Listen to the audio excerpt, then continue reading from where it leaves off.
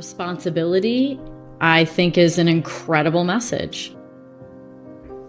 Yeah, the responsibility element has been well received by people, and I think maybe that's because that message isn't being delivered as effectively as it should be. The idea that meaning is to be found in responsibility. Yeah, you're saying it hasn't been developed. You're saying it hasn't been promoted as much. Well, there's so much of an emphasis on rights. I mean, imagine if our culture was as dominated by discussion of responsibility as it was dominated by discussion of rights. Gosh, Be right? completely. I mean, that's just not how it is at all. Right. And that's strange because your rights, in some sense, are my responsibility, and vice versa. So, right, because your accorded rights, it's distance from other people in some sense. And for them, it's the same. And so you can't have one discussion without the other. Mm-hmm. But our discussion has been very one-sided. And I think that's hard on people because it's about what you're owed. Yeah. And it isn't obvious to me that, I don't know, it's not like not getting what you're owed isn't annoying. It is if you feel that an injustice has been committed. But right.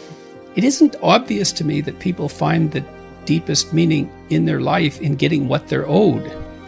I really do think that people find more significance in their life in being of utility and service to other people.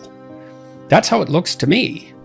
So, and often that's discussed in a sort of should way, you should be good to other people. It's like, well, your life is better if you do that. That's a different way of putting it.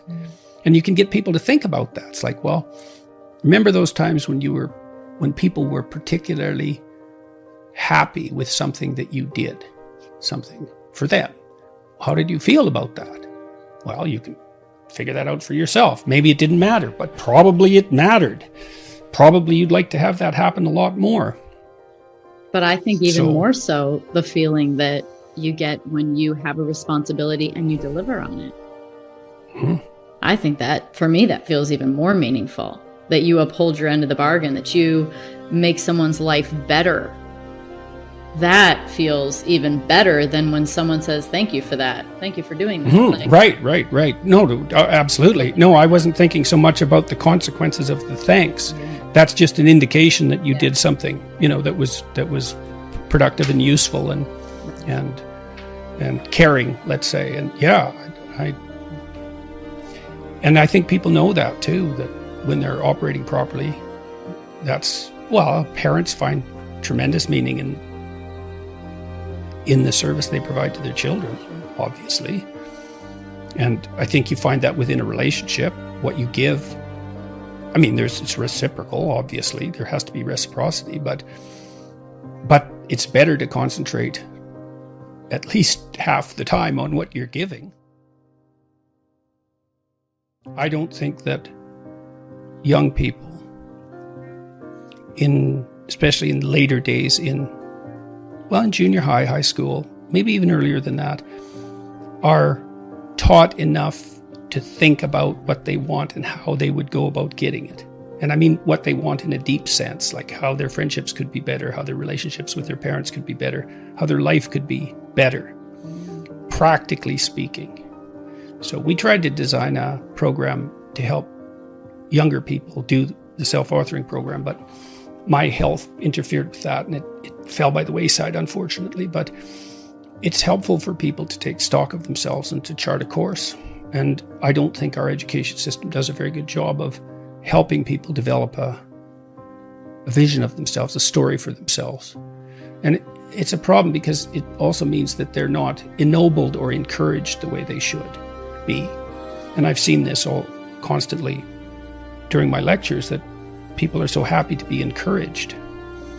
They're often met with skepticism instead, and I think that's part of the problem with what's happening in our culture politically too, is that there's this terrible critique of our culture that all its institutions are fundamentally predicated on arbitrary power, the exercise of arbitrary power. And that implies that the ambitions of people who wish to join that culture and to thrive are expressions of tyrannical, oppressive, arbitrary power. It's very demoralizing to young people. And I don't believe it's true.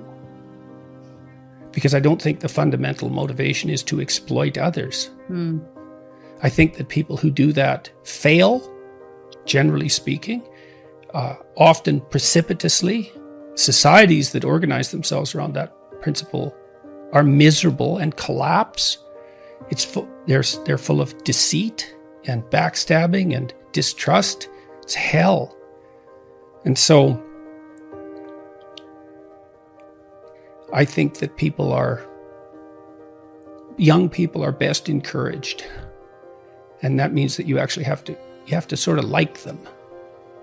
Like you're a mentor. It's like, I'm really on the side of the good in you, and I hope it manifests itself. And I think that's what trust is for, by the way. You should trust other people. Why? They can bite. Why would you trust them? Well, because it's courageous to. And that way you elicit the best from them. At least that's the best opportunity you have. You're going to get hurt sometime. You're going to get hurt distrusting too. But societies without trust are hell on earth. So trusting that's for sure. Next generation, though, starts with you having it in the first place, right? That's sort of passing along those patterns. As if I don't trust anyone, I'm going to instill that in my child. Like, the world's not to be trusted. You can try to change that, and if you know that trust is courage, that can help. Because while trust can be just naivety, I trust you because I'm too foolish to know the difference. I've never been hurt. I've never encountered someone malevolent, so I'm naive. And I trust. That's not trust. That's blind faith in an environment that's been too benevolent for your own good. But trust, that's more like, well, we'll think the best of you to begin with and see what happens. And then if you make a mistake, well, we'll deal with that and we'll go back to trust. And those are stable negotiating strategies. And so young people need to be confronted with that, and then they need to be helped to chart their course. And that's hard. It takes a fair bit of individual attention because people are so complicated. I produce this other technology at self-authoring that helps people write about their past, analyze their faults and their virtues, and write a plan for the future. It's a useful way of figuring out who you are. You kind of have to hit yourself against the world, but you tell the story about your past, and that helps you understand where you came from. You figure out your virtues and your faults. That sort of helps you understand your strengths and weaknesses. And then a plan gives you a course for the future. It's hard to do all that writing, but it's hard to blunder through life too without a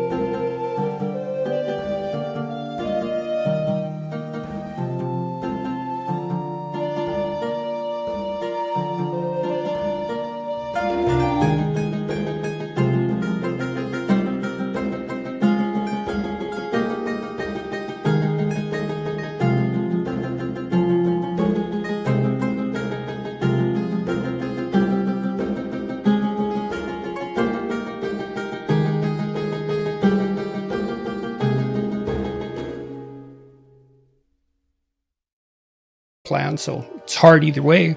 Pick your hard. So- You always talk about that. Choose the difficult, or the difficult will choose you eventually, and you might not like it as much, right?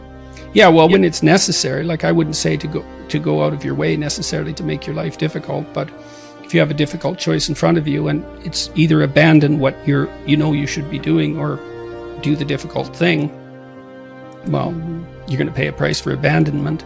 So, and I guess I would also say that to understand yourself, it's quite useful to try to not lie, because you tangle yourself up in your own lies. People think they can get away with lying, but you can't get away with falsifying the structure of the world. You're going to pay for it. I've never seen anybody get away with anything in my clinical practice. No, the other shoe always dropped. Always. And unsurprisingly, if you drop a weight on your head, above your head, like it's fine until it hits you. Yeah. But then there's changing your mind. Yeah, there you can be wrong. That's different. That's a good point, though. It's difficult to dissociate ignorance from lying, but, you get punished when you're wrong often, but that's different, It's not like it's nothing to be ignorant, to be wrong. It's still hard on you, but it's a different kind of hard to be willfully wrong. One of the real advantages, I think a lot of the current political movements are quasi-religions, essentially, and religious structures have collapsed very badly, and so these things arise to take their place because we need a religious structure, because that's what provides us with our fundamental story. The fundamental story of life is a religious story, by definition. That's what I mean by that. Is the most fundamental story you have is the closest thing you have to a religion. So we started there. I mean, we started with the stories. Yes. Well, and metaphysics be damned, but I don't know what the fundamental significance of consciousness is, so, and neither does anybody else. So there's plenty of room for metaphysical speculation. It's hard to know what each person's destiny is, but in any case,